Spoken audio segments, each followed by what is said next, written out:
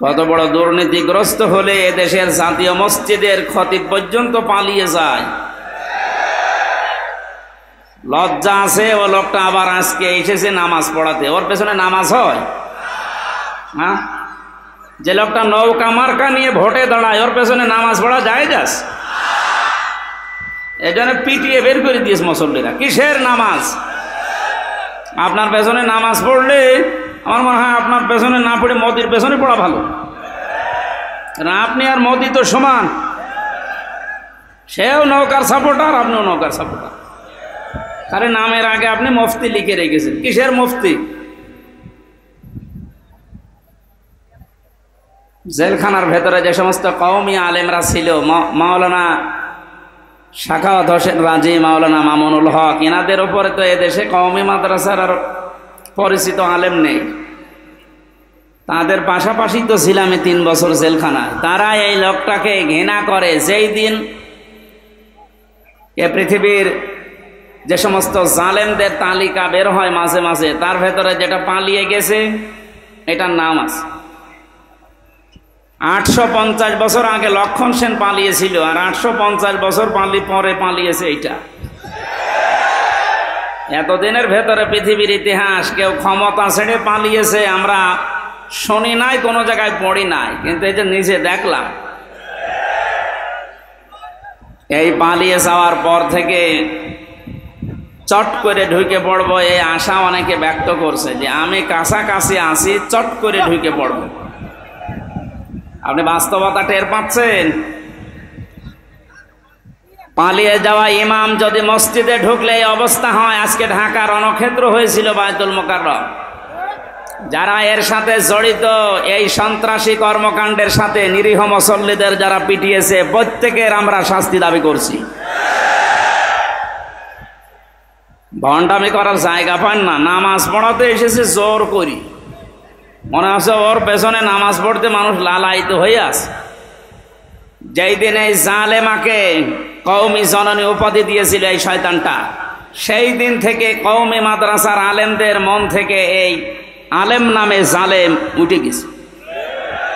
জেলখানায় ওর নামে বদদোয়া হইতো। এই রুহুল আমিন যে লোকটা, ওর বাবা ভালো ছিল, আল্লাহর ওলি নিঃসন্দেহে, মাওলানা শামসুল হক ফরিদপুরি, আল্লাহ তাকে হায়াতে তার জিন্দেগির গোনাগুলো যেন মাফ করে জান্নাতের সুউচ্চ মাকাম দান করে।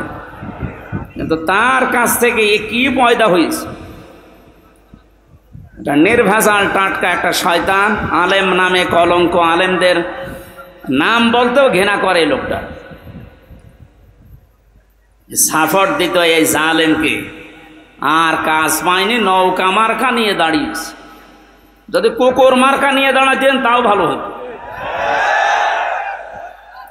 ইয়াজিদ যেমন গালি হয়ে গেছে এই পৃথিবীতে, আমার মনে হয় যে জালেম পালিয়েছে, ওর নামও এই পৃথিবীতে একটা গালি হয়ে যাবে ইনশাআল্লাহ। কারণ কত মানুষের চোখের পানি হাঁ শব্দ লেগে আছে। জেলখানার বিভিন্ন তালা থেকে রাতের গভীরে যখন তাহাজ্জুদ পড়তে উঠতাম, এই যে বিডিআর ছাড়া আপনাদের এই কুড়িগ্রাম, লালমনিরহাট, পঞ্চগড়, এ সমস্ত জায়গার বহু বিডিআর এখনো জেল খাটতেছে বিনা কারণে, কিচ্ছু জানি না। একজন মুরব্বীকে দেখতে পেয়েছিলাম, বলছে হামজা ভাই আমার আর 1 মাস পরে চাকরি শেষ হয়ে যেত, অথচ আজ 13-14 বছর আমি জেলে আছি, কিচ্ছু জানি না, আল্লাহর কসম। রাতের গভীরে যখন নামাজে দাঁড়িয়ে দেখতাম এই লোকটা আহ শব্দ করে, এমন একটা আবেগ নিয়ে শব্দ বলতো, আহ, এটা আরো সে চলে গেছে। শুধু এই বিডিআরদের চোখের পানি না, 13টা অপরাধ করেছেন এই 15.5 বছরে, যেটা মাপ পাওয়ার মতো না। সব চাইতে জঘন্য অপরাধে আয়না ঘর বানানো, এর চাইতে জঘন্য অপরাধে পৃথিবীতে আর নেই। তা জীবিত মানুষকে এভাবে মানুষ কষ্ট দিতে পারে? আমার মনে হয় দেশের 18 কোটি মানুষ যদি আপনাকে মাফ করে দেয়, ব্যারিস্টার আরমানের বউ জীবনও মাফ করবে না। ইয়াজিদ এই শব্দটা কি খারাপ? অনেক সুন্দর নাম, কিন্তু সে জালেম হওয়ার কারণে তার নামটাকে আল্লাহ গালি বানিয়ে দিয়েছে। এই কুড়িগ্রামে কোনো হিন্দুকে যদি বলেন ভাই ছেলে হয়েছে 5,000 টাকা দেব, ইয়াজিদ রাখেন, কি নাম? অথচ নামটা কি খারাপ বলেন? এর মতো এত সুন্দর নাম যদি গালি হয়ে যায় জুলুম করার কারণে, আপনার নাম যতই সুন্দরী হোক আপনার নামটাও গালি হবে 1 আর 2। আবু সেহেলের যে বাড়ি আপনারা দেখতে পান কাবা শরীফের পাশে, এর চাইতে দামি জায়গা কি আর আছে দুনিয়ায়? কাবার পাশে শুধু জালেমের বসবাস ছিল ওই জায়গায়। ওখান থেকে দুর্বিসন্ধি করত নবীর বিরুদ্ধে, ইসলামের বিরুদ্ধে, সাহাবীদের বিরুদ্ধে। এ কারণে আবু সেহেলের বাড়ি এখন ইন্টারন্যাশনাল পায়খানা। কথা বলেন না কেন? আজ বাংলাদেশ সহ বিশ্বে যারা জালেম আবু সেহেলের মতো, কারণ এই জালেমদের বসবাসের জায়গাগুলো অভিশপ্ত, আল্লাহর গজবের জায়গা এগুলো। যারা এখানে হজ করতে গেছে, যে হাজী সাহেব, একটা জায়গা আছে মুজদালিফার রাতে যেখান থেকে মানুষ পার হয়, কিছু জায়গা একটু দৌড়ানো লাগে, কারণ এটা গজবের জায়গা। আবু সেহেলের বাড়ি থেকে যেহেতু দুর্বিসন্ধি হতো নবীর বিরুদ্ধে, ইসলামের বিরুদ্ধে, আল্লাহর বিরুদ্ধে, এই জন্য আল্লাহ এমন শাস্তি দিয়েছে কিয়ামত পর্যন্ত এটা ইন্টারন্যাশনাল পায়খানা। এ বাংলাদেশেও সেই ঘরে বসে বসে যে যত নম্বর হোক, 32, 34, 35 নাম্বার, এই জায়গাগুলোতে যারা এদেশের ইসলাম নিয়ে, আলেমদেরকে নিয়ে দুর্বিসন্ধি করতেন, এই বাড়িটাও আমরা ইন্টারন্যাশনাল পায়খানা দেখতে চাচ্ছি। সারা বিশ্বের মানুষ আসবে যেন ওই জায়গায় কাজ করে শান্তি পায়, মানুষ যেন বোঝে যে এখানেও এক আবু সেহেল ছিল। আবু সেহেল নয় তো কি? অনেকে মনে করে উনি হজ করেছে হাজী সাহেব। আরে ভাই, হজ করেছে বাংলাদেশ থেকে যেয়ে, আর আবু সেহেল কাবা শরীফের সভাপতি ছিল। সুতরাং আপনারা কি কে বলবেন আমি জানি না, আমার দাবি এইটাই, এবং বহু আলেম এই মতই দিয়েছে যে এই যে বিভিন্ন নম্বরওয়ালা বাড়ি যেগুলো 32, 33, 34, 35, 36 নাম্বারওয়ালা বাড়ি নেই, যত নাম্বার বাড়ি আছে জালেমদের আস্তানা, যেগুলো যেগুলো ইসলামের দুর্বিসন্ধি করত বসে বসে আলেমদের বিরুদ্ধে, এই জায়গাগুলো সব জাদুঘর বানান না আবু সেহেলের মতো টয়লেট বানিয়ে দেন। আমি কাবা শরীফ ঘোরার ছিলাম উপর দিয়ে, জায়গা পাইনি নিচ দিয়ে, হঠাৎ শেষ করে 7 পাক মারার পরে আমার অবস্থা খারাপ। আমি ওই আবু সেহেলের ওই যে বাড়ির পাশে, আমি জানতাম না যে ওটা ওর বাড়ি, ওখানে যেয়ে দেখছি আমার পেটে ব্যথা করছে। এক পুলিশকে ডাক দিয়ে বললাম, ভাই এতক্ষণ তো আমি ভালোই ছিলাম, এখন আমার পেটে ব্যথা করছে। পুলিশ আমারে বলছে, ইয়া হাজিউল হুজ্জাত আয়না বিলাদুকা, ও হাজি দেশ কোথায়? যে তুমি বাংলাদেশ। আমি বাংলাদেশ থেকে এসেছি। আমারে বলছে, আপনি জানেন না এটা কোন জায়গা? না তো। আবু সেহেলের বাড়ি। আপনি এখনো পায়খানা না করে দাঁড়িয়েছেন, তাড়াতাড়ি যান। আমি কাজ করে দেখি আমার পেটের ব্যথা ভালো হয়ে গেছে। আমার মনে হয় এদেশেও যাদের পেটে ব্যথা উঠবে, এই জালেমদের এই সমস্ত আস্তানাতে গিয়ে টয়লেট করলে পেটের ব্যথা ভালো হয়ে যাবে, কারণ জায়গাগুলো সব গজবের জায়গা। এদেশে তো দেখতে পেয়েছি আগস্টের 5 তারিখের পর থেকে আলেমদের যত আস্তানা ছিল জালেমদের, এই দেশে প্রায় জালেমের আস্তানায় ভাঙা শেষ। এই এলাকায় মনে হয় এখনো শুরু হয়নি। আমার কুষ্টিয়ায় যে 2টা ছিল, ইট খুলে নিয়ে চলে গিয়েছে, এমনকি টয়লেটের প্যান তাও খুলে নিয়ে চলে গিয়েছে। ওইটাও রাখবো না। জালেমদের প্রতি আল্লাহরও রাগ, আর আল্লাহর বান্দাদের তো রাগ আছে। সুতরাং যে লোকটার লাখ লজ্জা নেই, কোন লজ্জায় আপনি আসলেন সেই গোপালী থেকে আবার এই নামাজ পড়াতে ঢাকার বুকে? পিটিয়ে মেরে ফেলিনি মানুষ, তাই তো ভালো। আজ 15 জনের উপরে আহত।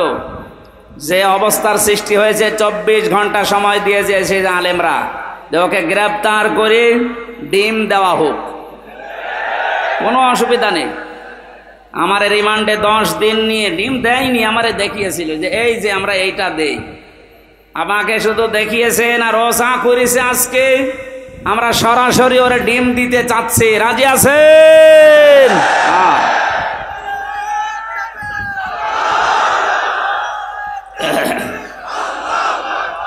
আলহামদুলিল্লাহ। না, জালেমদের আর কোনো ছাড় নেই।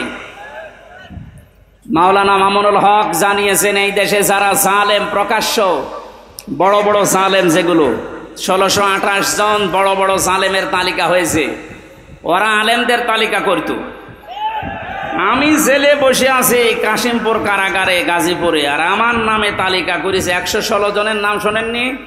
তার ভেতরে আমার নাম। আমি বলছি আমি জেলে আর আমার তালিকা হয়ে যাচ্ছে। এদেশে 1628টা চেয়ার ছিল জালেমদের দোসর, এদেরও নামগুলো তালিকা করে করে কুড়িগ্রাম রাজারহাট মোড়ে মোড়ে টাঙিয়ে দেবেন। কিয়ামতের আগে যেন এদেশে কোনো জালেম আর ফিরে আসতে না পারে। চট করে ঢুকে পড়বে। ওর ইমাম শুধু চট করে ঢুকে কি দাবড়ানি খেয়েছে দেখতে পাচ্ছেন না? আপনি আসেন, আপনাকে দিয়ে অনেকে ডুগডুগি বাজাবে, বিশেষ করে রংপুরের আবু সাইদের মা। আমি কয়েকদিন আগে গিয়েছিলাম, ওর বাবা বলছে আমার এই ছেলেটা ছোটবেলা থেকেই প্রতিবাদী। আমার বাবা আমার এই ছেলেটাকে যা করেছে, যারাই করেছে, এর সাথে যারাই জড়িত, আমরা সবার বিচার আল্লাহর কাছে দিয়েছি। যেহেতু বিচার আল্লাহর কাছে আছে, আপনি এ সাহস জীবনও করবেন না যে চট করে চলে আসবো। আপনাকে কিন্তু এরকম আবু সাইদের মা, আবু সাইদের বাবা বহু বসে আছে বিভিন্ন জিনিস বানানোর জন্য। আমি বানিয়ে বলছি না, বাস্তব এটা। 1000-এর উপরে মানুষ জীবন দিয়েছে 5 তারিখের আগে। আমার কুষ্টিয়ায় 16 জন, আমার সামনে 14 জন মারা গেছে এক জায়গায়। যে সমস্ত পুলিশ অফিসারদের কথা মতো নিম্নের যে পুলিশ কনস্টেবল যারা, অফিসার যারা এই কাজ করেছিলেন, তওবা করবেন। আর যারা এই বড় বড় এই গরু ঠাকুরগুলো, এদের কোনো মাফ নেই। আজকে একটা ধরেছে আর্মি মশিউর, এই শয়তানকে যদি জেলখানার ভেতরে এই বিএনপি আর জামাতের লোকজন পায়, ওরে মনে হয় পিটিয়ে মেরে ফেলবে। কারণ আমি তো দেখেছি ওর উপর রাগ কি মানুষের, একেবারে বান্টু একটা মানুষ। ও বলে নাকি যে বিএনপি জামাতের লোক না মানলে আমার শরীরে জোশ আসে না। এবার নেন, আর্মির হাতে পড়িস, পিটিয়ে সোজা করে ফেলবে। এই জন্য সাধারণ পুলিশ কনস্টেবল যারা, এই মানুষগুলো হুকুমের আসলে দাস ছিল, এদের কিছু করারও ছিল না। তারপরেও এরা আরো নিরপেক্ষ থাকতে পারতো। যে মানুষগুলো হুকুম দিয়েছে, এই যে বেনজির, কিসের বেনজির? ওর কোনো নজির নেই। এই লোকটা সহ এখন যারা জেলখানায় আছে, পুলিশের সাবেক আইজি, এর আগের আইজি, এরপরে কিছু মানুষকে ওএসডি করেছে। আর যারা ধরা পড়তেছে, আর ওই যে হাউং আঙ্কেল আছে, হাউং আঙ্কেল, এইগুলো সহ যেন আমার তালিকা আজকে আমি দেখলাম দুপুরবেলা 180 জনের একটা তালিকা করেছে। এই জালেমদের বড় বড় দোসর যারা প্রশাসনে ছিল, একটাকেও এদেশের মানুষ ক্ষমা করবে না ইনশাআল্লাহ। জুলুম করলে আল্লাহ মামলা দেবে, তিনি জানিয়েছেন। আর আমরা তো 100টা দেব। আমার ধরার পরে বলেছিল যা যা বলতে বলছে, এগুলো যদি না বলেন 50টা মামলা দেব। আমার মামলা কয়েকদিন আগে সব খারিজ হয়ে গেছে, সব খারিজ হয়ে গেছে, কোনো মামলা আর নেই, বেকসুর খালাস। যে জজ ছিল, জজ আমার মামলার এইটা নথি দেখে বলছে কি দেখে বিচার করব, এর ভেতরে কোনো মাল নেই, যা একেবারে 100 ভাগ খালাস করে দিয়েছে। আমি বলতে গেলাম যে আদালত, আমার এই মামলা তো 3 বছর আপনার হাতেই ছিল, তখন তো আপনি বলেন যে কোনো মাল নেই, এখন হঠাৎ করে বলছেন কোনো মাল নেই, কি দিয়ে বিচার করব? মানে এটাই বলতো যে হুজুর আমার হাত বাঁধা ছিল। কি ছিল? এখন আমার হাত খোলা আছে, আমি এখন ওপেন, এখন আমি ন্যায় বিচার করতে পারবো বা করতে পারছি। আমরা চাই 1628টা চেয়ার এই দেশে মেন চেয়ার আছে, প্রত্যেকটা চেয়ার যেন এই জজের মতো হাত খোলা থাকে, আবু সাইদের মতো এভাবে হাত খোলা থাকবে। কথা বলেন ঠিক কিনা? আজকে যিনি ওসি এসেছেন, ওনারও এখন হাত খোলা, আগে হাত বাঁধা ছিল, এখন তো হাত খোলা আছে। কিয়ামতের আগে যেন এরকম হাতগুলো আর কেউ বেঁধে দিতে না পারে। কি কথা বলছেন না কেন? আজকে রাত 12:30টার জরিপ দেখেননি? বিবিসি এবং আল জাজিরা থেকে একটা রিপোর্ট এসেছে, আন্তর্জাতিক সংস্থা। ওরা দিয়েছে দেশে 100 জনের 14 জন মানুষ এখনো পর্যন্ত জালেমদের সাপোর্ট করে যাচ্ছে। ঘুঘু দেখেছেন আপনি? ঘুঘুর ফাঁদ দেখেননি? টের তো পাচ্ছেন না কিছু।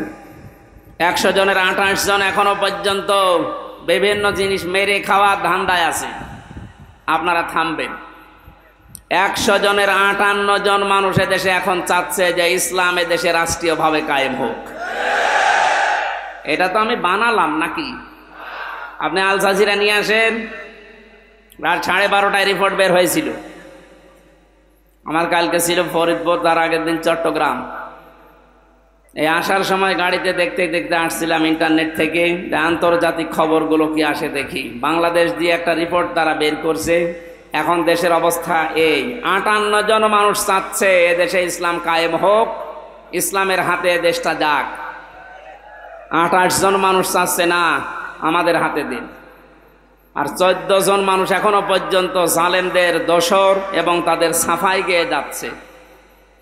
সাফাই যে গাচ্ছে দেখতে পাচ্ছেন না, মাঝে মাঝে video call audio call open করে দেয়। আপা ঘাবড়াবেন না, আপনি ঘাবড়ালে আমরা নরম হয়ে যায়, তোরে নরম বানানো হবে। এ জেলার 2 জনকে কিভাবে পিটিয়েছে দেখতে পাচ্ছেন না? আমার কুষ্টিয়ার একজনকে এভাবে পিটানোর পরে তার ছেলে দিয়েছে, আমার বাবাকে ওরা কুকুরের মতো পিটিয়েছে। কি সুন্দর স্ট্যাটাস দেখেছে যে আমার বাবাকে ওরা কুকুরের মতো পিটিয়েছে। এখন নিচে বলবেন সুবহানাল্লাহ না আলহামদুলিল্লাহ। জালেমদের প্রতি কারো মায়া নেই, আল্লাহরও মায়া নেই, রাসূলের মায়া নেই, কারণ এরা সবার শত্রু। জালেমরা তার নিজেরও শত্রু, জালেমরা তার নিজেদেরও শত্রু। কিয়ামতে জালেমরা তার এই আঙ্গুল পর্যন্ত কামড়াতে থাকবে, চিবিয়ে খেয়ে ফেলবে। সূরা ফুরকানের ভেতরে আছে। এই জন্যে জুলুম যারা করেছেন, আপনার দুনিয়া শেষ, আখেরাত তো শেষ আগে। আমরা এই ময়দানে এসেছি দল মত জাতি বর্ণ ধর্ম নির্বিশেষে দেশটাকে স্বাধীন করার জন্য। যেমন কোনো দল ছিল না। বাংলাদেশ জামাতে ইসলামের কেন্দ্রীয় আমির ডাক্তার শফিকুর রহমান কয়েকদিন আগে ঘোষণা দিয়েছেন, দেশ স্বাধীন করার জন্য যারা জীবন দিয়ে গেল, এখনো 2700 মানুষ হাসপাতালের বেদে কাতরাচ্ছে। এরা কোনো দলের মানুষ না, এরা এই দেশের সম্পদ। এরা কি কোনো দলের মানুষ? সবগুলো দেশের সম্পদ। এরা জাতির শ্রেষ্ঠ সন্তান। যদি মুক্তিযোদ্ধা বলতে হয় এদেরকে বলা যায়। ভুয়া মুক্তিযোদ্ধা যেগুলো আছে, আমার মনে হয় এগুলোর ভাতা বন্ধ করে দিয়ে ওই ভাতা এখন এই 2700 মানুষকে দেওয়া দরকার। কিছু না করেই তুমি আন্দাজে। আল্লাহ আমাদেরকে আজকে সূরা আহজাব থেকে কিছু কথা তাফসীর আকারে শোনার তৌফিক যেন সামনে দেন। যাদেরকে নিয়ে আসলেন কষ্ট করে যারা বসে আছে, বলেন আলহামদুলিল্লাহ, বলেন জোরে আলহামদুলিল্লাহ। দরুদ আর সালাম পড়ছি আমাদের নবী, মানবতার মহান শিক্ষক মুহাম্মদুর রাসূলুল্লাহ সাল্লাল্লাহু আলাইহি ওয়াসাল্লামের প্রতি। রবিউল আউয়াল আমি আলোচনা করতে চেয়েছিলাম সূরা আরাফ থেকে, দেখলাম না, এটা রবিউল আউয়াল মাস চলছে, কিছু কথা বলা দরকার এই মাস সম্পর্কে। যে বিশ্বনবী মুহাম্মদুর রাসূলুল্লাহকে আল্লাহ এই মাসে পাঠিয়েছিলেন। যেহেতু বাংলাদেশ, ভারত, পাকিস্তান এই সমস্ত দেশে কিছু ভেজাল আছে, নবীর জন্মের পক্ষে কিছু মানুষ আনন্দ করতে আছে, আর কিছু মানুষ নবীর সিরাত সোরাত তার আদর্শ নিয়ে আনন্দে আছে। আমরা দুইটাই চাই, কারণ একটা মানুষের জীবনী লিখতে হলে জন্ম ছাড়া লেখা যাবে? বলেন বলেন। তাহলে নবীজির জন্ম যেই দিন থেকে, ওই দিন থেকে আমরা আরম্ভ করব। মুহাম্মদুর রাসূলুল্লাহকে আল্লাহ যখন এই পৃথিবীতে পাঠিয়েছিলেন, এই খুব খেয়াল করে শুনবেন, আমি গতানুগতিক কথা বলছি না। আল্লাহর নবীকে যেদিন এই পৃথিবীতে আল্লাহ পাঠান, মিলাদ বলা হয়। এই যে ঈদে মিলাদুন নবী অনেকে অনুষ্ঠান পালন করে। ঈদ মানে আনন্দ, মিলাদুন নবী মানে নবীর জন্মের আনন্দ। নবীর জন্মের কি, যারা এই এলাকায় মনে হয় এগুলো একটু কম আছে, চট্টগ্রাম সিলেটে বেশি। যারা এগুলো করছেন একটা তথ্য বলছি এবার। এই পৃথিবীতে 2 জন মানুষ নবীজির আপন চাচা ছিল, তারা আবু লাহাব আর আবু তালেব। 2 জন আপন চাচা না? এই 2 জন নবীর মিলাদে জন্মে খুশি ছিল, খুব আনন্দ করেছিল তারা। এত খুশি নিজের মাটিকে পর্যন্ত আজাদ করে দিয়েছে। আপনি পারবেন ওরকম? আপনি ছোট খেসুড়ি আর জিলাপির ভক্ত, আর তারা নিজের বাড়ির কাজের মহিলাকে বলেছে যা তোরে আমি কেনা আজাদ করে দিলাম। অথচ দুইজন চাচা জাহান্নামী, এটা কোরআন দ্বারা হাদিস দ্বারা প্রমাণিত। কথা বলে না কেন? আবুল আহাব যে জাহান্নামে গেছে এর জন্য আবার কোনো প্রমাণ লাগবে নাকি? আল্লাহ পাক বলেন সায়াসলা নারং যাতা লাহাব, ওকে জাহান্নামে আল্লাহ দিয়েছেন, এই আয়াতের প্রমাণ। আর একজন চাচার নাম বললাম আবু তালেব। এই লোকটা মারা যাওয়ার দিন নবীজি তার মাথার কাছে গিয়ে বলেছিলেন, ইয়া আম্মি আবি তালিব আল্লা ইলাহা ইল্লাল্লাহ হাজ্জুল লাকা ইনদাল্লাহি ইয়াউমাল কিয়ামাহ, রাহুল বুখারী।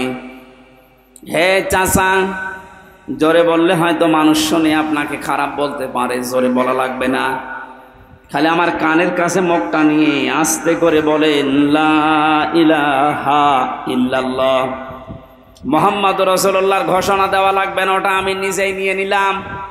শুধু আল্লাহর একত্ববাদের ঘোষণা দেন, আমি গ্যারান্টি দিলাম কিয়ামতের দিন ঝগড়া করে আপনাকে আমি আল্লাহর দরবারে জান্নাতে দিয়ে দেব। পড়ে নাই, কালেমাটা পড়ে নাই। আশপাশের যারা নেতা ছিল, আবু সুফিয়ান, আবুল আহাব ডাক দিয়েছিল, নেতা পড়বা, সারা জীবন বাপ দাদার ধর্ম মানলে এখন ভাতিজারে নতুন ধর্ম গ্রহণ করে কলঙ্কিত হবা, তোমাকে মানুষ কাপুরুষ বলবে, ভীরু বলবে, তোমাকে লজ্জা দেবে, তোমার নামে বদনাম বের হবে। আবু তালেব ওই দিন বলেছিল, ভাতিজা মোহাম্মদ, তোমাকে আমি ভালোবাসি, কিন্তু তোমার এই কালেমাটা পড়তে পারলাম না, তুমি আমারে মাফ করে দিও।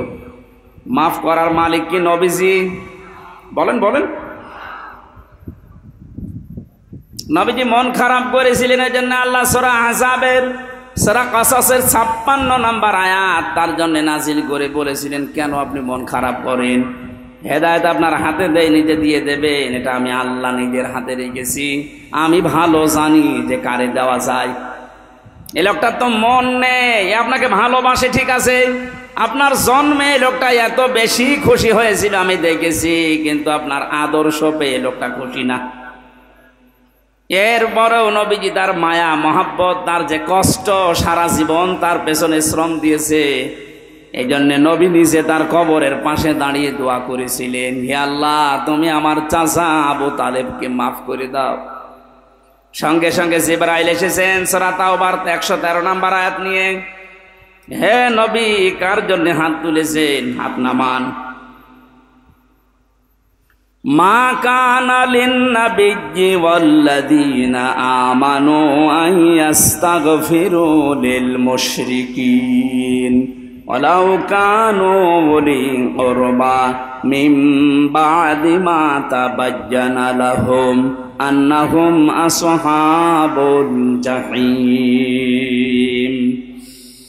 আল্লাহ পাক বলেন, কোন নবীর জন্য, কোন ইমানদারের জন্য এটা জায়েজ না, শোভনীয় না, উচিত না, এই পৃথিবীতে কোন মুশরিকের জন্য সে আল্লাহর কাছে ক্ষমা চাবে। আল্লাহ বাদে অন্য কেউ আল্লাহর মতো কাজ পারে, এই কথা যারা বলে, বিশ্বাস করে, তারা মুশরিক। এটা আবার দলিল দেওয়া লাগবে? আমি আবার বলছি, এদিকে তাকান, আল্লাহ যেটা পারে ওইটা অন্য কেউ পারে, এই কথা বিশ্বাস করার নাম শিরিক, আর শিরিক যে করে সে মুশরিক। এ পর্যন্ত মানেন তো? এই কথা বলেন না কেন? আল্লাহ যেটা পারে ওটা অন্য কেউ পারে, এই বিশ্বাস করার নাম শিরিক, আর শিরিক যে করে সে মুশরিক। আরো জোরে বলেন। যে লোকটা নামাজ পড়ানোর জন্য সে গোপালগঞ্জ থেকে এসেছে, এ লোকটার নামে আলেম হতে পারে, আল্লামা লেখা থাকতে পারে, লোকটার কার্যকলাপ এবং যাদেরকে সাপোর্ট করেছে লোকটা মুশরিক।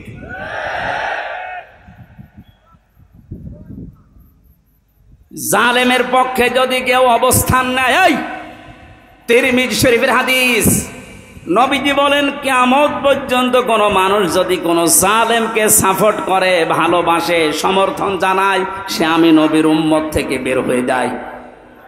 তামাম দুনিয়া জানে ওই মহিলা জালেম। কথা বলেন না কেন? তামাম পৃথিবীর ভেতরে যে তালিকা আপনি দেখবেন ইন্টারনেটে 100 জনের তালিকা আছে, তার ভেতর ওনার নাম আছে। আপনি জানা শোনার পরও তার মার্কা নিয়ে দাঁড়ালেন, আপনার বিবেক নেই। আবার জননী নাম দিলেন, সাপোর্ট করেন, সমর্থন জানান, তার সাফাই গান। আপনি নবীর উম্মত থেকে বের হয়ে গেছেন, আপনার পেছনে নামাজ হবে কি করে? এই জন্যই তো জেলখানায় আপনার নামে বদদুয়া হইতো। আমি নিজে দেখেছি, মাওলানা মামুনুল হক বারবার আমাকে বলতো, হামজা আমি যদি বাইরে যেতে পারি জীবনে কোনো মুশরিকের জন্য জানাজা পড়াবো না, ওদের কবরেও দেব না। বলতাম, ভাই আপনি এ বিষয়ে এত কড়াকড়ি কেন? বলে, হ্যাঁ আল্লাহর কোরআনের নিষেধ, মুশরিকদের জন্য ক্ষমা চাওয়া জায়েজ নেই। আপনি সরাসরি জালেমকে জননী বানিয়ে দিলেন, তার সাপোর্ট করেন, তার নৌকা নিয়ে আপনি ভোটে দাঁড়ান। আপনি তো বড় জালেম। কথা বলেন না কেন? কি করতেন আপনি নৌকা নিয়ে? পাশ করার পরে ওরা মদের বিরোধ পক্ষে আইন পাশ করতো, আপনিও সাপোর্ট দিতেন। তাহলে আল্লাহ যেটা নিষেধ করে ওটা কেউ যদি করতে চায় সে শিরিক করে, আর শিরিক যে করে সে মুশরিক হয়ে যায়। মুশরিকের জন্য দোয়া করা নবীর জন্যও জায়েজ নেই, ইমানদারের জন্যও জায়েজ নেই। যদিও এটা আপনার আত্মীয় হয়, আপনার নিজের এলাকার মানুষ বলে আপনি সাপোর্ট করবেন। এবার কোরআনের আয়াত একটা শোনেন, আপনি তো নিজেও জানতেন, ইয়াউমা নাদউ কুল্লা উনাসিম বিইমামিহিম। সূরা বনী ইসরাঈলের ৭২ নম্বর আয়াতের প্রথম অংশে আছে, রংপুর কুড়িগ্রাম এলাকার মানুষেরা কান খাড়া করে শোনেন আর বিবেক দিয়ে ভাবেন। বুদ্ধি আল্লাহ আপনাকে এমনি দেয়নি, শুধু জিলাপি খেয়ে রবিউল আউয়ালে শেষ করে দেবেন এর জন্য আপনাকে আল্লাহ পাঠায়নি, পাঠিয়েছে আপনার বিবেককে কাজে লাগাতে। আপনি একটু ভাবেন তো, কিয়ামতের দিন আল্লাহ বলেন আমি তোকে ডাকবো বিচারের জন্য, কিন্তু তোকে একা ডাকবো না, আগে ডাক দেব তোর নেতা নেত্রীকে, এরপরে তোকে। এটা তো আমি বানালাম না। ইয়াউমা নাদউ কুল্লা উনাসিম বিইমামিহিম। সূরা বনী ইসরাঈল 15 নম্বর পারা 8 নম্বর পৃষ্ঠার 3 নম্বর লাইনের 72 নম্বর আয়াতের প্রথম অংশে আছে। যত তাফসীর আমি পড়েছি জীবনে, সব মুফাসসির আয়াতের ব্যাখ্যায় একই কথা লিখেছেন। আল্লাহ বলেন কিয়ামতে যখন তোকে আমি ডাক দেব, আজ বিচার হবে, তোরে আগে না, আগে ডাকবো তোর নেতাকে। কাকে? আগে নেতা থাকবে, এরপরে আপনি। বিবেক যদি থাকে বলেন তো, আপনি যে নেতার নেতৃত্ব মেনে চলেন, যাকে আপনি আদর্শ মনে করেন, যার পেছনে স্লোগান দেন, যাকে ভোট দেবেন বলে আপনি আশা করে আছেন, এই লোকটা যদি আপনার সামনে থাকে, আপনি তার পেছনে, আপনার কি মনে হয় যে আল্লাহ আপনাকে মাফ করবে? এখন যদি বলেন না, ধরা খাবেন না। আপনি যেন ধরা না খান, বিপদে না পড়েন, এই জন্যই তো এত কষ্ট করা আমাদের। এত কোন দুঃখে সেই কুষ্টিয়া থেকে পর্যন্ত এত দূর পথ পাড়ি দিয়ে আমার আশা আবার চলে যাওয়া লাগবে কোন কারণে? আপনি যাচ্ছেন, আমি দেখতে পাচ্ছি কোরআনের চোখ লাগিয়ে যে জাহান্নামে যাচ্ছেন, আপনি ধরা খাবেন। এমন কোন মানুষের পেছনে থাকা যাবে না, রায় দেওয়া যাবে না যারে দেখলে আল্লাহর রাগ হয়। এরকম মানুষ দেশে নেই। আপনি এমন মানুষের পেছনে থাকবেন, রায় দেবেন, সমর্থন জানাবেন যাকে দেখলে আল্লাহর কথা মনে হয়। এরকম মানুষ এদেশে নেই। আমার তো ডাক্তার শফিকুর রহমানের দিকে তাকালে মনে হয় যে আল্লাহর কথা মনে পড়ছে। কথা বলেন না কেন? আর কাওয়া কাকুর দিকে তাকালে আমার মনে হয় শয়তান তো আমি দেখিনি, যদি দেখতাম তো ওইরকমই হইতো, টাটকানের ভেজাল শয়তান। এই বয়স এখনো পর্যন্ত দাড়ি কেটে সেটে মনে হচ্ছে যে ইয়াং হবে, অথচ কবরে এক পা চলে গিয়েছিল। আল্লাহ দয়া করে একটু ফিরিয়ে দিয়েছে, তারপরও যদি একটু ভালো হবে না, শয়তানে আরো বেড়েছিল। এখন আর এই দূরের গর্ত খুঁজে পাচ্ছে না, কোথায় যে আছে ও জানে আর আল্লাহ জানে। আমার কুষ্টিয়ায় বাড়ির নিচে একজন ভাড়া থাকতো, আমি তো জানতাম না। আমি তো 3 বছর ছেলে যেয়ে দেখছি উনি ভাড়াস। পরবর্তীতে শুনলাম উনি জালেমের অনুসারী। এই 5 তারিখের আগ পর্যন্ত তার দাপট কি গো। 5 তারিখের পরে শুনি যে ও কোথায় গেছে ও জানে, আর ওরা আল্লাহ জানে, ওরে খুঁজে পাওয়া যাচ্ছে না। আমার তো মনে হচ্ছে কোরআনের পাখি যে এই স্বপ্নগুলোর কথা বলেছিলেন সবগুলো আল্লাহ একটা একটা করে দেখাচ্ছে। উনি বলেছিলেন জালেমরা এদেশে ইঁদুরের গর্ত পাবে না, ঠিক তাই হয়ে গেছে। বলেছিলেন শুধু ঝাঁকা দেওয়া হবে, দিল্লি গিয়ে পড়বে, তাই পুলিশ। যদি বলতো যে আমেরিকায় পড়বে তাও তো হইতো, যা বলেছে তাই হয়েছে। ওনার আর একটা স্বপ্ন ছিল, বলেছিল এই দেশে জালেমদের নাকের উপরে কালেমার পতাকা পথ করে উড়বে ইনশাআল্লাহ। আমার মনে হয় সেই স্বপ্ন এখন বাস্তবায়নের পথে ইনশাআল্লাহ, ওটা আমরা দেখতে পাচ্ছি। 58 জন যখন চাচ্ছে দেশে যে ইসলাম রাষ্ট্রীয়ভাবে কায়েম হোক, আর কিছুদিন যেতে দিন, এদেশের 100 জনই চাইবে যে না আমরা কোরআন চাই। কারণ 53 বছর তো আমরা দেখেছি। আমার এখন 33, আমি দেখিনি, মুরব্বী দেখতে পারে বাপ। হ্যাঁ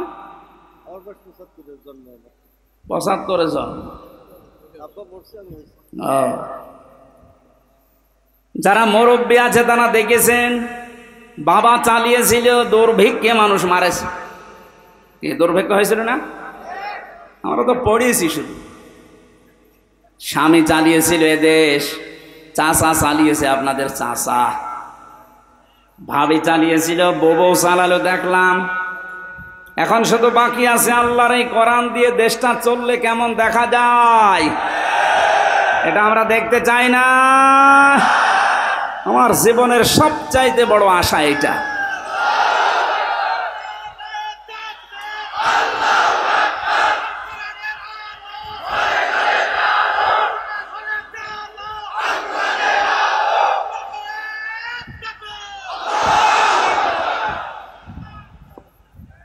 মুসাফির অবস্থায় আছি এখন।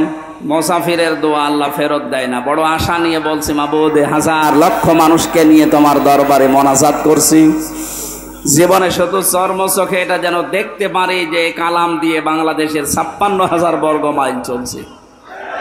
এটা একটা মিনি জান্নাত হয়ে যাবে, আপনি টের পাচ্ছেন না। তাই অনেকে যারা লাল পানি খায়, যারা বাবা খায়, যারা আকিস বিড়ি খায়, এখানে তৈরি হয় না জলিল বিড়ি, এরা মনে মনে ভাবে যে ইসলাম যদি দেশে চলে আসে তাহলে আমি বিড়ি খাবো কি করি, আমি লাল পানি খাবো কি করে। শোনেন, এই যে ইনি মসজিদের খতিব, লেখা দেখলাম, মসজিদের ভেতরে যদি এই দাড়ি কাটা মানুষটা যায়, এখন ওনার মনে করেন বিড়ি খাওয়ার অভ্যাস আছে, নেশা আছে, মসজিদের ভেতরে ঢোকার পরেও নেশা থাকবে। যদি নেশা লাগেও সে পরিবেশ মসজিদে খেতে পারবে? বলেন বলেন কেন? কারণ পুরাটা জায়গা আল্লাহর রহমত দিয়ে ঘেরা। মসজিদ রহমতের জায়গা, এ কথাকার আল্লাহুম্মা আফতাহলি আবওয়াবা রহমাতিকা, হে আল্লাহ তোমার রহমতের সব দরজা খুলে দাও। এই জন্য রহমত পেতে হলে মসজিদে যাওয়া লাগবে। কোথায় যাওয়া লাগবে? পৃথিবীতে রহমতের জায়গা মসজিদ, আর মসজিদের বাইরে যা আছে দুনিয়ার সবগুলো গজবের জায়গা, বিশেষ করে মাজারগুলো। অনেকে মনে করছে মাজার, হ্যাঁ মাজার কেন বললাম, নবীজি জানিয়েছেন কিয়ামতের দিন 2 প্রকার মানুষকে আল্লাহ সবচাইতে কঠিন শাস্তি দেবেন। তার 1 নম্বরে যারা মাজারের খাদেম ছিল। তুমি খেদমত করার আর জায়গা পাও না, মাজারের খাদেম হয়ে বসে আছো, ওরে খেদমত করা দরকার। কারণ যত মাজার এই দেশে সবগুলো শিরিকের আস্তানা আর জেনার আড্ডাখানা। নারী পুরুষের অবাধ মেলামেশা যদি দেখতে চান, আপনি যান লালনে মাজারে, মন মন গাঁজা খাচ্ছে মানুষ। কোন কারণে মাজার রাখা লাগবে? আল্লাহর ওলি যারা আল্লাহর পছন্দীয় মানুষ, এদের কবরগুলো সংরক্ষণ করে রাখেন, কেউ যেন ইহানত করতে না পারে, নষ্ট করতে না পারে। তাই বলে ওখানে যে সেজদা দেবেন, গাঁজা খাবেন, লা তাত্তাখিদুল কুবুর মাসাজিদা, কবরকে মসজিদ বানিও না, সেজদার জায়গা বানিও না। এ ঘোষণা শোনার পরেও যারা সেজদা দেয়, কোন কারণে ওইটা রাখতে হবে বলেন? এই কারণেই তো হক্কানি আলেমরা বলছে মাজার গুড়িয়ে দাও, কোনো দরকার নেই। এগুলো থেকে যে ব্যবসার টাকা আসতেছে, আজকে আমি আকিজ গ্রুপে ছিলাম ঢাকাতে, আকিজের বড় ছেলে ডক্টর মহিউদ্দিন সাহেব উনি বলছিলেন যে দেশের যে মাজারগুলো আছে যেখানে ব্যবসা হয়, সরকার যেন মাজারগুলো সব নিজেদের আয়ত্তে নেয়, এখানে মানুষ না বুঝে আর বুঝে যা টাকা পয়সা দেয় এ টাকাগুলো সব রাষ্ট্রের কাজে লাগায়, বহু টাকা কালেকশন হয়। আপনি কি মনে করছেন আটরশির মাজারে যান,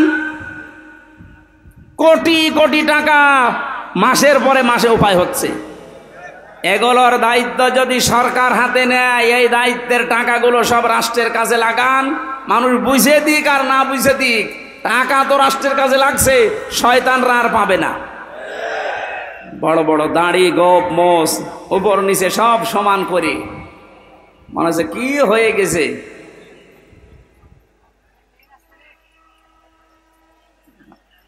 সাবধানে থাকবেন, ট্রেন আসতেছে। সুবহানাল্লাহ আলহামদুলিল্লাহ লা ইলাহা ইল্লাল্লাহ, সুবহানাল্লাহ আলহামদুলিল্লাহ লা ইলাহা ইল্লাল্লাহ, সুবহানাল্লাহ আলহামদুলিল্লাহ লা ইলাহা। একেবারে রেল লাইন কাছে নাকি? লা ইলাহা ইল্লাল্লাহ মুহাম্মাদুর রাসূলুল্লাহ। কুড়িগ্রামবাসী, আমি যে তথ্য কথা বলছিলাম, বিশ্বনবীর দুইটা চাচাকে দেখলাম, নবীর দোয়া আল্লাহ ফেরত দিয়েছেন, চাচা মুশরিক, অথচ এই চাচা সবচাইতে বেশি খুশি হয়েছিল নবীর মিলাদে, জন্মে। কথা বলেন না কেন? আজ বাংলাদেশ, ভারত আর পাকিস্তান, এই তিনটা দেশে আমি দেখলাম, বাকি বহু দেশে আমার ছোট্ট জীবনে আল্লাহ আমাকে নিয়েছে। কয়েকদিন আগেও মালয়েশিয়া, সিঙ্গাপুর, থাইল্যান্ড, ইন্দোনেশিয়া সহ বহুগুলো দেশ ঘুরে এসেছি, কোনো দেশে এগুলো আমি পাইনি। খালি এই বাংলাদেশে, ভারতে আর পাকিস্তানে এই ব্যবসা চলছে। মানুষ ঈদে মিলাদুন নবীর নাম নিয়ে যা করছেন, আপনি যদি শুধু নবীর মিলাদ নিয়ে খুশি হয়ে বলেন যে আর কিছু লাগবে না, আপনি জাহান্নামে যাবেন আবু লাহাবের মতো আর আবু তালেবের মতো। আরো দুইজন চাচার কথা আমরা জানি, হযরত আব্বাস, হযরত হামজা, দুইজন চাচা, তারাও নবীর জন্মে খুশি ছিলেন, তারাও নবীর মিলাদে খুশি হয়েছিলেন জন্মে, কিন্তু তারা সব চাইতে বেশি খুশি ছিলেন নবীর আদর্শে। এজন্য হযরতে হামজা নিজের জীবন দিয়েছেন, নবীর আদর্শ ছাড়েননি। কথা বলেন ঠিক কিনা? হযরতে আব্বাস, তার কথার দিকে তাকান, মানজা কত আমাল ঈমান মানে রাদিয়া বিল্লাহি রাব্বা ওয়া বিইসলামি দীনা ওয়া বিমুহাম্মাদির রাসূলিল্লাহ সাল্লাল্লাহু আলাইহি ওয়াসাল্লাম নাবিয়্যা ওয়া রাসূলা, রাহু মুসলিম। নবীর আপন চাচা হযরতে আব্বাস নিজেই বর্ণনা করেন, কেউ যদি ইমানের স্বাদ পেতে চান তাহলে আল্লাহকে রব পেয়ে খুশি থাকেন, ইসলামকে জীবন ব্যবস্থা পেয়ে খুশি থাকেন, আর মুহাম্মাদুর রাসূলুল্লাহকে আদর্শ নেতা পেয়ে খুশি থাকেন। এই তিনটা বিষয় যদি আপনার ভেতরে পাওয়া যায়, আপনি ইমানের স্বাদ পাবেন। জোরে বলেন সুবহানাল্লাহ। হযরত আব্বাস এটা পেয়েছিলেন, এই জন্যই তো হাদিস বললেন, উনি যদি না পেতেন এ কথা বলতেন, তাহলে বোঝা যাচ্ছে হযরতে হামজা, হযরতে আব্বাস, এ দুইজন শুধু নবীর মিলাদে জন্মে খুশি না, নবীর আদর্শেও তারা খুশি। এই জন্য দুইজনেই জান্নাতি। জোরে বলেন সুবহানাল্লাহ। নবীদের জন্ম থেকে আমরা শুরু করছি, বিশ্ব নবী মুহাম্মদুর রাসূলুল্লাহর 1 থেকে শুরু করে 40 বছর পর্যন্ত পুরা আরব জাহানে তাকে মানুষ ডাক দিত মুহাম্মদ ইবনে আব্দুল্লাহ, আব্দুল্লাহর বেটা মোহাম্মদ। এ পর্যন্ত ঠিক আছে না? 40 বছরের আগে কেউ কি তাকে রাসূলুল্লাহ বলেছে? না। যদিও তিনি সেই জীবনে তৈরি হওয়ার পর থেকে, যখন আল্লাহ তাকে বানিয়েছে, এ দুনিয়া তৈরি হওয়ার আগে তার নূর বানানো, ওই সময় থেকে তিনি রাসূল, কিন্তু ঘোষণা হয়েছে 40 বছর বয়সে। এই জন্য 1 থেকে 40 বছর পর্যন্ত আপনি যদি তাকে না মানেন আপনি জাহান্নামে যাবেন না। কিন্তু 40 থেকে 63 এই 23 বছরের 1 সেকেন্ডও যদি কেউ অস্বীকার করে সে জাহান্নামী। এটা তো আমি বানিয়ে বলছি না। সূরা আহজাবের 21 নম্বর আয়াত তার প্রমাণ। লাকাদ কানা লাকুম ফি রাসূলিল্লাহি উসওয়াতুন হাসানা। এই যে ফি রাসূলিল্লাহি, রাসূলুল্লাহর জীবনের ভেতরে তোমাদের জন্য মহত্তম আদর্শ আমি আল্লাহ লুকিয়ে রেখেছি। অনেকে বলতে পারতেন না মুহাম্মদ ইবনে আব্দুল্লাহর জীবনী বলেছে, কি বলেছে? রাসূলুল্লাহ। আর আমরা সারা পৃথিবীর মানুষ জানি উনি রাসূল হয়েছিলেন এই দুনিয়ার ঘোষণা অনুযায়ী 40 বছর বয়সে। কথা বলেন না কেন? 40 বছরের আগে পুরা আরব জাহানে তাকে ডাক দিত মানুষ আল আমিন, আস-সাদিক বা মুহাম্মদ ইবনে আব্দুল্লাহ। কিন্তু 40 বছরে তিনি যখন কোরআনে কারীম পেয়েছেন তখন আর মুহাম্মদ ইবনে আব্দুল্লাহ শুধু না, তখন হয়ে গেছেন তিনি রাসূলুল্লাহ। এই কথা বলা লাগবে।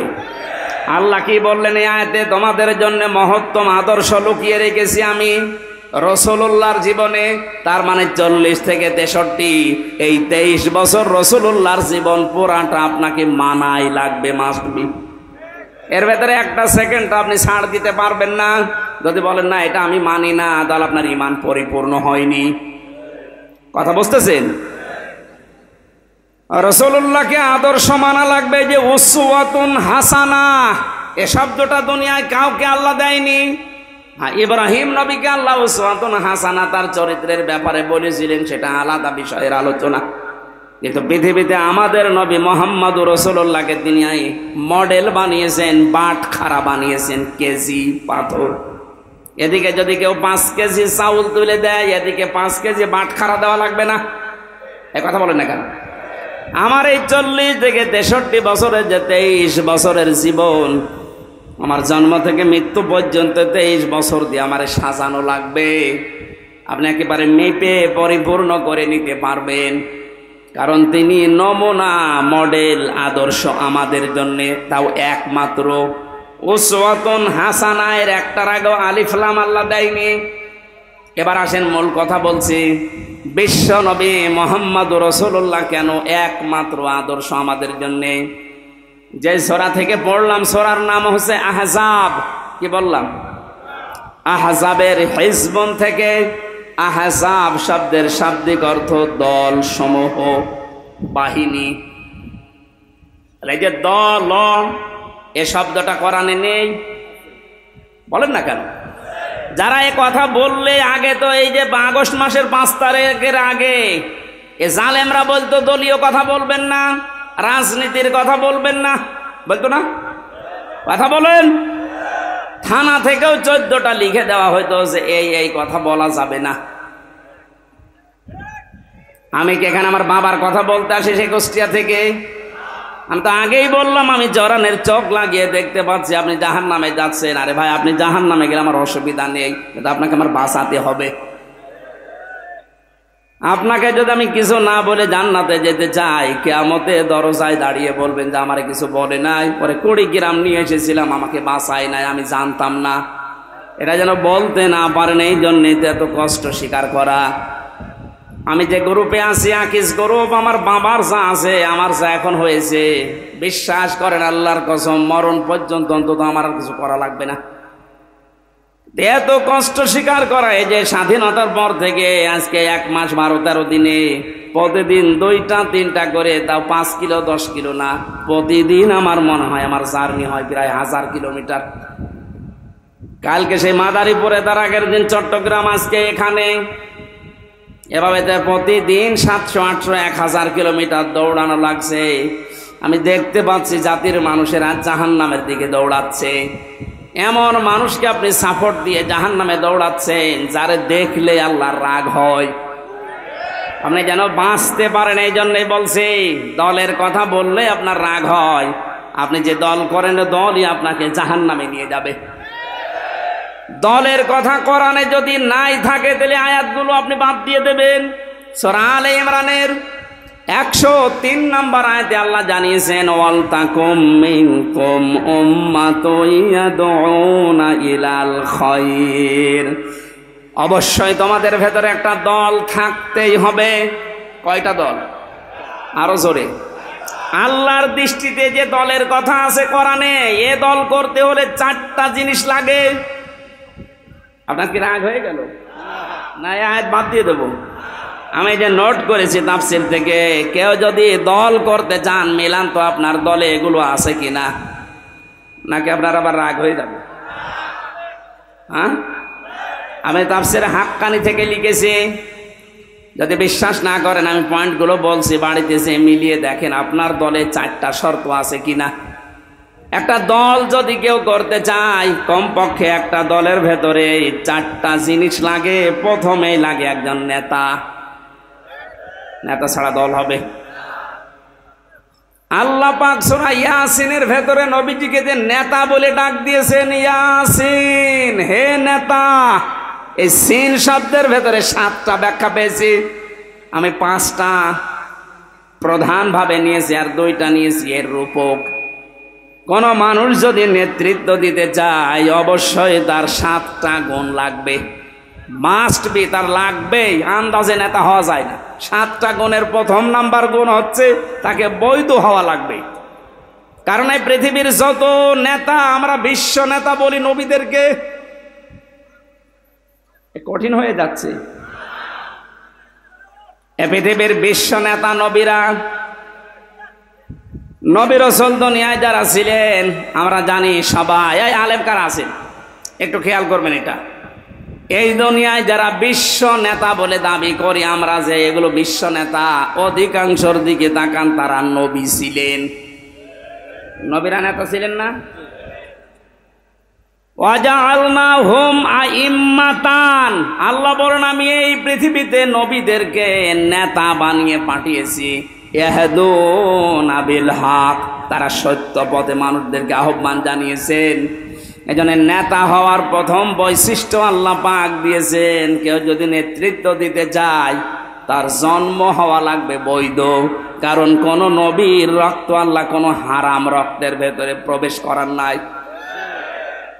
আজ বিশ্ব নেতার দিকে তাকান, পৃথিবীতে বহু মানুষ নিজেকে বিশ্ব নেতা বলে দাবি করছে, অনেককে করাচ্ছে, অথচ তাদের জন্ম ঠিক নেই। তাদের মা এক ধর্মের, বাবা এক ধর্মের। আমাকে বেশি বলে ফেললাম। আমার ফাঁসি চাই, এ বইটা কেনেন, দেখেন। আপনার যদি রাগ হয়, বীর মুক্তিযোদ্ধা মতিয়ার রহমান রেন্টুর লিখা, লেখেন এই বইটা নিয়ে আসেন। এখন বাজারে পাওয়া যাচ্ছে, 15 বছর তো বাজেয়াপ্ত ছিল, এখন পাওয়া যাচ্ছে। দেখেন, মা এক ধর্মের, বাবার এক ধর্মের। আপনি আন্দাজে বিশ্ব নেতা বানিয়ে দিলেই হবে। নবীদের কথা বলছিলাম কেন, এটা কোরআন থেকে এবার দলিল নেন। হযরতে ঈসা উনি নবী না, এরা কোন জামানায় আছে? হযরতে ঈসা কি আল্লাহ পাক বলেন ফাশারাতে ইলাইহি ক্বালু কাইফা নুকাল্লিমু মান কানা ফিল মাহদি সাবিয়্যা। হযরতে মরিয়ম ইশারা দিয়েছিলেন দোলনার দিকে যে এই ছেলেটাকে জিজ্ঞাসা করো, নিজেই বলবে ও বৈধ না অবৈধ। জাতির লোকেরা বলেছে ক্বালু কাইফা নুকাল্লিমু মান কানা ফিল মাহদি সাবিয়্যা, এতটুকু সিবিয়ান বাচ্চা কি করে দোলনা থেকে কথা বলবে? এ বলতে দেরি জাতির লোকের। হযরতে ঈসা দোলনা থেকে জবাব দিয়েছিলেন ক্বালা ইন্নী আবদুল্লাহ, আমি অবৈধ সন্তান না, আমি আল্লাহর বান্দা। এতটুকু তিনি শেষ করেননি।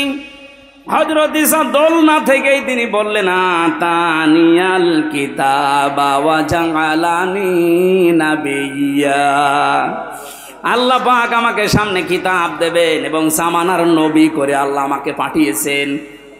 ওয়া জাআলানি মুবারাকান আইনামা কুনতু ওয়া আওসানি বিস সালাতি ওয়াজ যাকাতি মা দুমতু হাইয়া।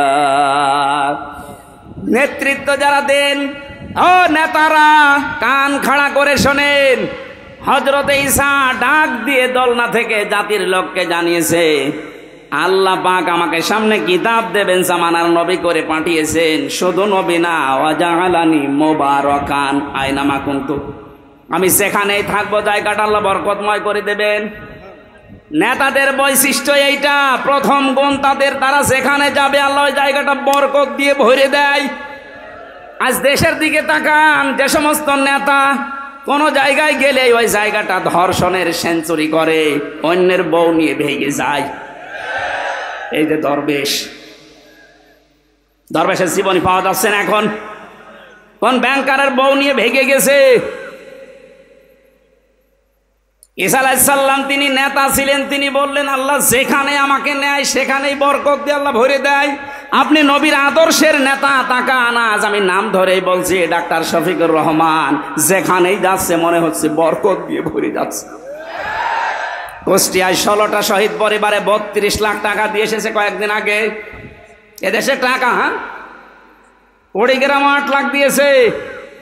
যেখানে যাচ্ছে সেখানে বরকতে ভরে যাচ্ছে। মানুষ তার চেহারা দেখার জন্য পাগল। টাকালা লোক নেই এদেশে।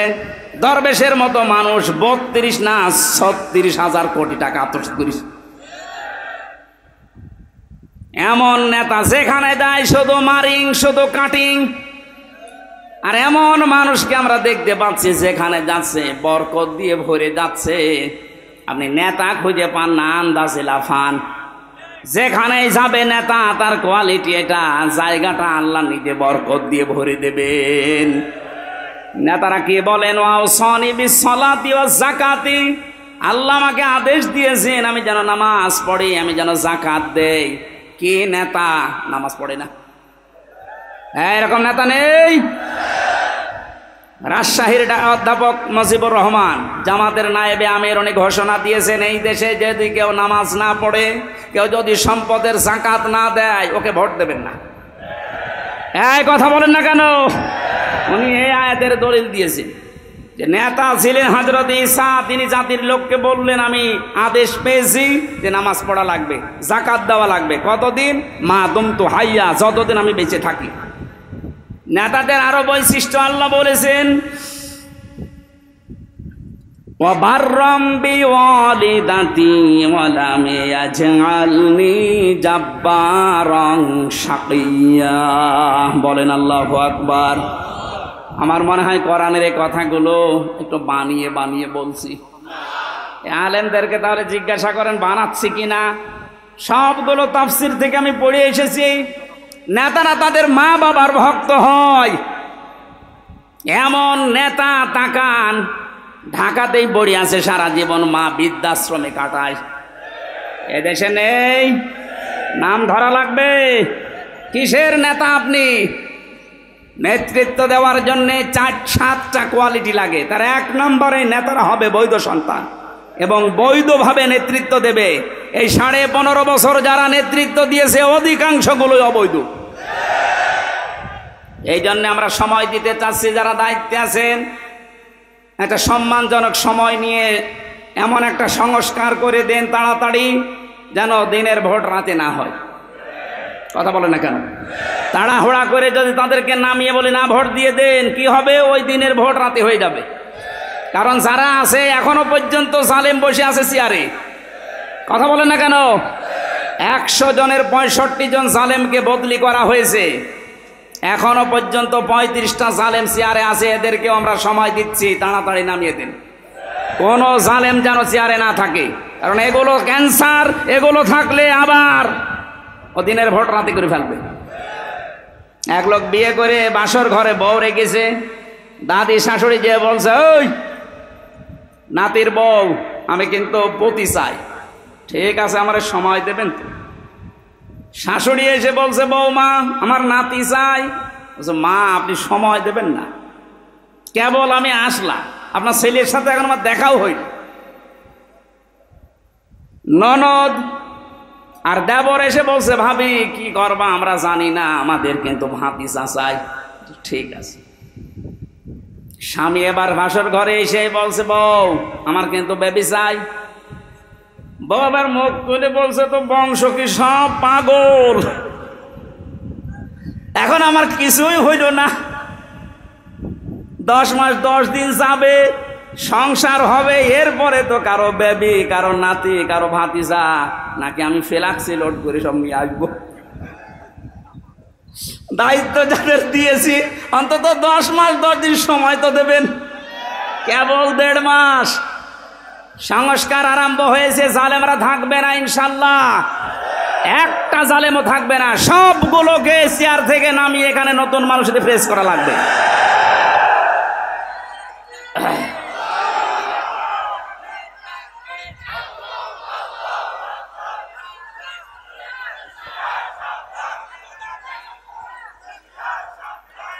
সময় যদি আপনি না দিয়েই বলেন যে না তাড়াতাড়ি দেন, তাড়াতাড়ি দিয়ে করবো কি?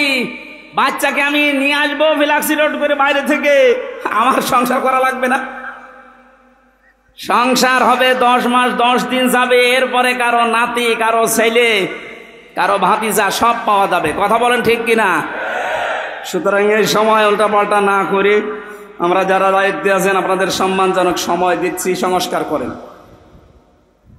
বৈষম্য বিরোধী ছাত্র আন্দোলন 9 দফার ভেতরে এটা একটা দাবি যে আমরা সংস্কার চাই। আমার ওই বিচারপতির যেমন হাত খোলা, এখন মন মতো বিচার করা যাচ্ছে, এদেশেও যেন সবাই হাত খোলা অবস্থায় থাকে, সব সংস্কার করে দেন। কোন জালেমকে আমরা দেখতে চাই না। আমি বললাম না মাওলানা মামুনুল হকের কথা, যে জালেমদের তালিকা করে করে টাঙিয়ে দেন, কিয়ামতের আগে যেন আর প্রবেশ করতে না পারে। হযরত নূহ দোয়া করেছিলেন, লা তাযার আলাল আরদি মিনাল কাফিরিনা দাজ্জারা, হে আল্লাহ কোন জালেম যেন না থাকে, ওর আন্ডা বাচ্চাও যেন না থাকে, কারণ ওর পেট থেকে যেটা আসবে ওটা ডবল হারামি হবে।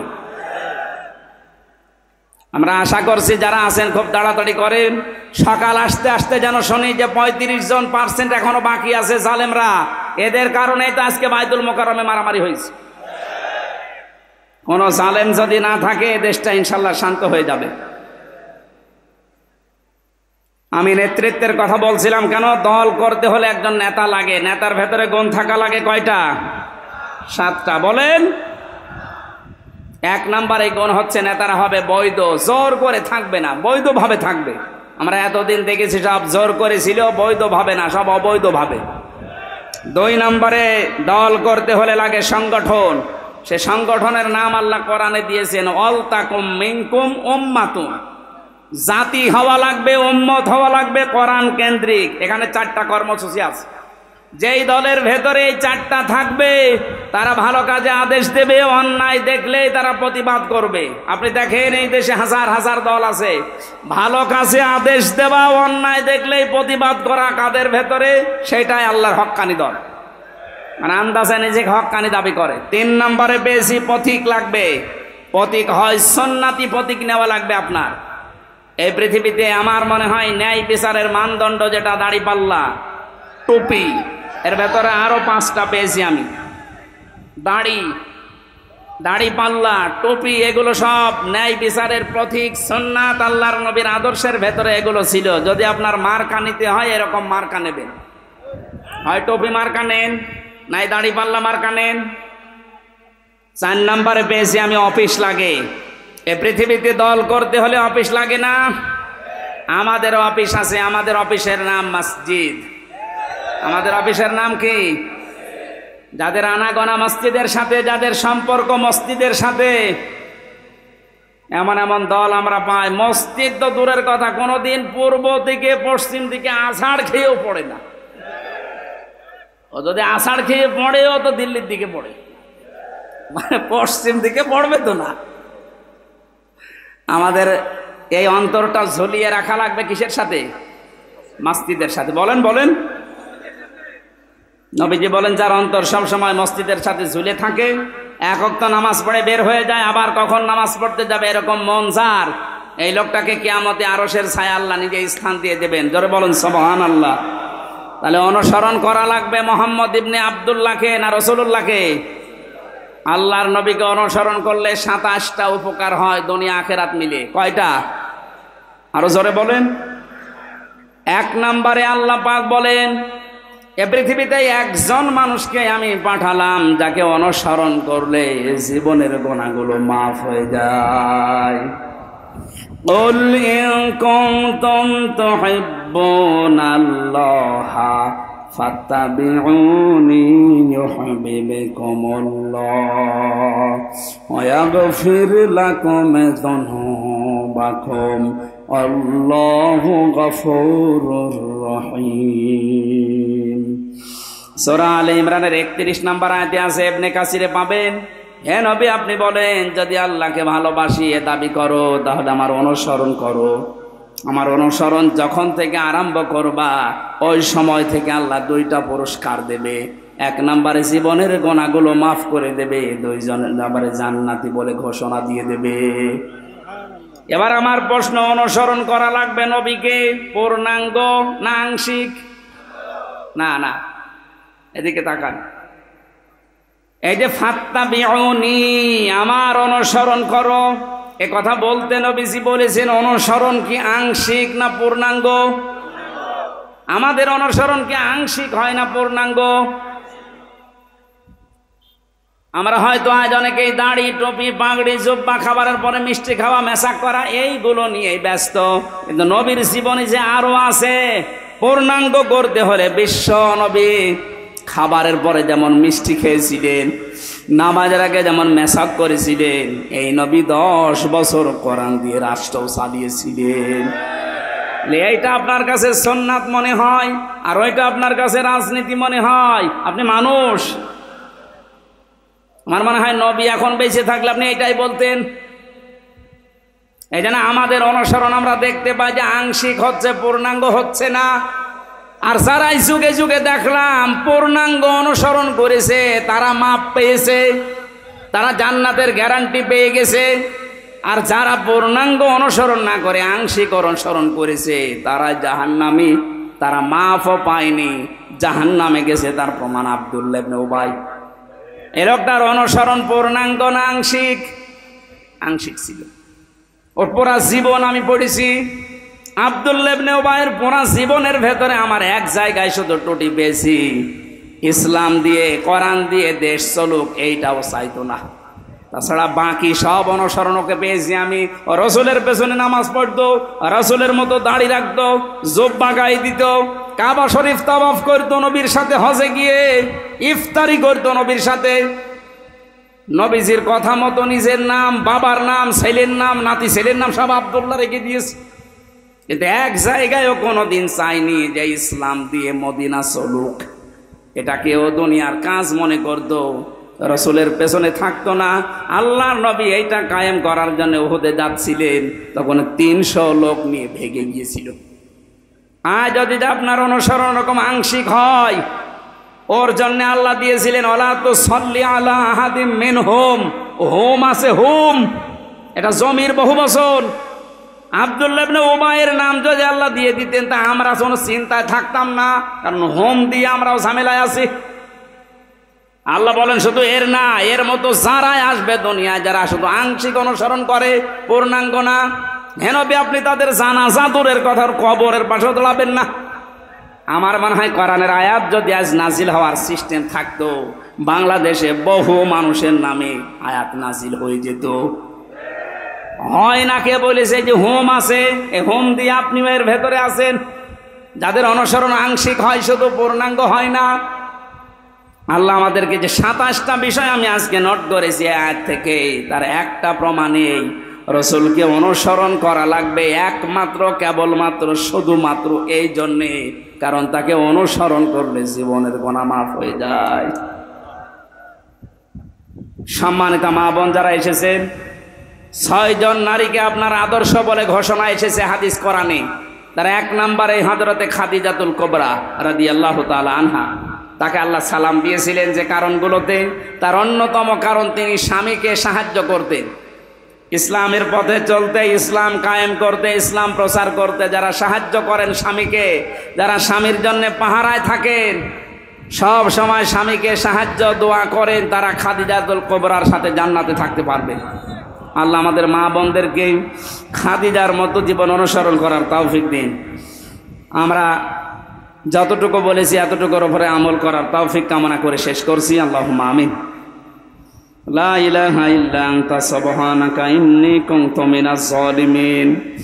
আল্লাহ প্রচন্ড এই গরমের ভেতরে তাকাও তোমার বান্দা বান্দিগুলো, এত গরমের ভেতরেও বাড়িতে না থেকে